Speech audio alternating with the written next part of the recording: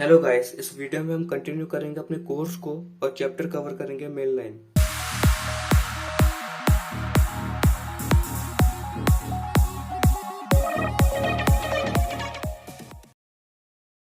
Main line को बुगलियब of defence भी कहा जाता है, जिसमें ब्लैक का मेन प्लान बिशप b2 को एक्सचेंज करने का रहता है क्वीन c7 या क्वीन e7 के थ्रू, और उसका जो वेरिएशन है वो कुछ इस तरह से चलता है।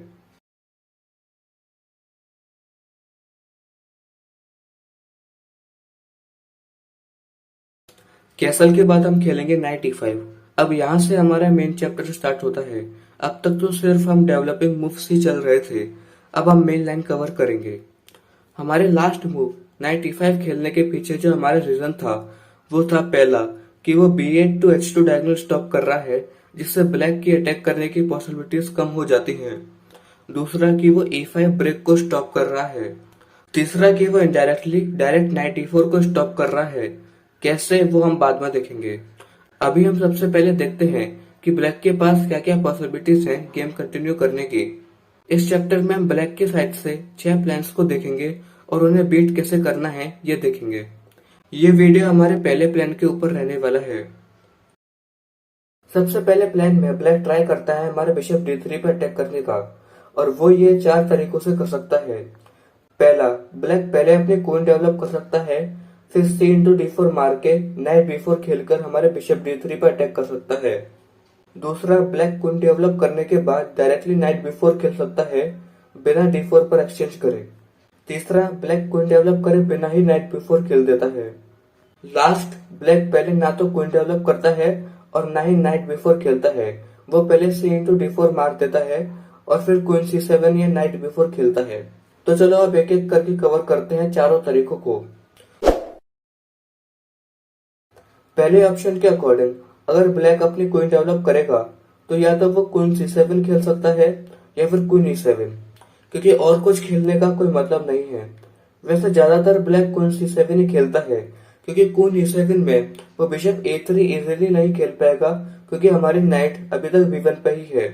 लेकिन क्वीन c7 में वो फ्यूचर में हमारे नाइट e5 को फोर्स कर सकता है मूव होने के लिए, जिससे वो e5 खेल के पॉन ब्रेक दे देगा और बिशप्स एक्सचेंज हो जाएंगे।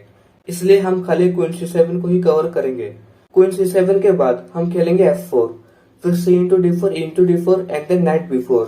नाइट b4 के बाद हमारे बिशप पे अटैक है, लेकिन जिन्होंने पहला एपिसोड देखा होगा उन्हें पता होगा कि हम हर बार बिशप को मूव नहीं करते, इसलिए हम यहाँ बिशप मूव करने की जगह कुछ और मूव खेलेंगे। वीडियो को पॉज करो और कमेंट में बताओ कि आप क्या खेलोगे। करेक्ट मूव है नाइट c3। सिंपल आइडिया है नाइट b5 का, और ये मूव c5 को भी क्लोज कर रहा है, जिससे c2 का पॉन डिफेंडेड है, जिससे अगर हम किंग साइड अटैक करेंगे तो हमारे क्वीन साइड पर कोई काउंटर प्ले नहीं आएगा। नाइट c3 के बाद अगर ब्लैक नाइट इंटू d3 खेलता है तो हम खेलेंगे क्वीन इंटू d3, फिर अपने रुक को f3 से h3 पर ले जाएंगे और नाइट g4 खेल के अटैक करेंगे। इस आइडिया पे कुछ गेम्स भी देख लेते हैं। हमारे पहले गेम में ब्लैक क्वीन इंटू d3 के बाद खेलता है बिशप d7, फिर व्हाइट खेलता है रुक f3, फिर ब्लैक खेलता है रुक c8, रुक h3 और बिशप b4। बिशप b4 एक मिस्टेक थी, क्योंकि अब व्हाइट को चांस मिला नाइट g4 खेलने का। अब जो ओनली मूव गेम सेव कर सकता है वो है नाइट e4, क्योंकि अगर बिशप इंटू c3 आएगा तो व्हाइट खेल देगा knight into f6, g into f6, queen g3 check, king h8 और क्वीन h4। अब h7 पर मेट नहीं रुक पाएगी, इसलिए नाइट e4 ओनली मूव था गेम सेव करने के लिए। तो नाइट e4 के बाद नाइट इंटू e4। अब दोबारा जो मूव गेम सेव कर सकता है वो है f5, क्योंकि अगर d इंटू e4 आएगा तो फिर से नाइट f6 चेक आ जाएगा, इसलिए f5, फिर नाइट g5। नाइट g5 के बाद ब्लैक ने खेला क्वीन इंटू f4, फिर नाइट e5। नाइट e5 के बाद ब्लैक ने बिशप b5 खेल के रिजाइन कर दिया, क्योंकि ब्लैक ऑलरेडी पीस डाउन है, और क्वीन इंटू b5 के बाद वो एक और पीस डाउन हो जाएगा। हमारे दूसरे गेम में ब्लैक क्वीन इंटू d3 के बाद खेलता है a6। a6 का आइडिया नाइट b5 को स्टॉप करने का है। व्हाइट खेलता है रुक f3, फिर b5, रुक h3 और बिशप b7। बिशप b7 एक मिस्टेक थी, क्योंकि फिर से नाइट g4 आ गया, फिर knight e4, knight into e4, d into e4, फिर knight f6 check, g into f6, queen G3 check, king H8 और क्वीन H4। अब H7 पे मेट नहीं रुक पाएगी। तो ये गेम तो बहुत छोटा सा था और इजी विनिंग था वाइट के लिए। हमारे लास्ट गेम में ब्लैक क्वीन इंटू D3 के बाद इस बार भी बिशप D7 खेलता है। वाइट खेलता है रुक F3 और रुक F8। रुक F8 के बाद वाइट खेलता है रुक F1, जो कि अच्छा मूव नहीं था। रुक H3 अच्छा मूव था। फिर A6, A4, G6। G6 एक अच्छा मूव था, वो नाइट G4 वाली टैक्टिक को स्टॉप कर रहा है। फिर G4 खेलता है वाइट किंग साइड पर अटैक करने के लिए। अब ब्लैक खेलता है बिशप E8, लेकिन नाइट E4 पे एक ऑप्शन था। उसके बाद knight into D7, knight into C3, knight F6 check, king F8 और F5। F5 के बाद F5 ओपन हो जाती और वाइट को अटैक करने के ज़्यादा चांसेस मिलते, इसलिए बिशप E8 ज़्यादा अच्छा था। बिशप E8, फिर H3 और B5। B5 के बाद वाइट ने खेला F5, A into F5, G into F5 और B4। B4 एक मिस्टेक थी क्योंकि अब वाइट को चांस मिला F इंटू G6 खेलने का। अब यहाँ पे ब्लैक ने खेला बिशप इंटू E5, फिर रुक इंटू F6। रुक इंटू F6 से अच्छा नाइट इंटू D5 था। एनीवेज रुक into F6, B into C3, जो कि एक मिस्टेक थी क्योंकि G into F7, bishop into F7, रुक into F7, bishop into D4। Bishop into D4 के बाद उस बिशप को मारा नहीं जा सकता, क्योंकि अगर मारेंगे तो क्वीन G3 परपेचुअल आ जाएगा। इसीलिए बिशप D4 के बाद वाइट ने खेला किंग H1, फिर क्वीन इंटू F7, रुक into F7, king into F7 और queen F5 check. Queen F5 check के बाद ब्लैक ने खेला बिशप F6। अब वाइट ने खेला bishop into C3। Bishop into C3 के बाद उस बिशप को मार नहीं सकते और F6 का बिशप भी मर रहा है, तो ये पोजीशन क्लियरली वाइट के लिए विनिंग है। अब बढ़ते हैं दूसरे ऑप्शन की तरफ। जब ब्लैक क्वीन C7 के बाद बिना D4 पर एक्सचेंज करे डायरेक्टली नाइट B4 खेल देता है।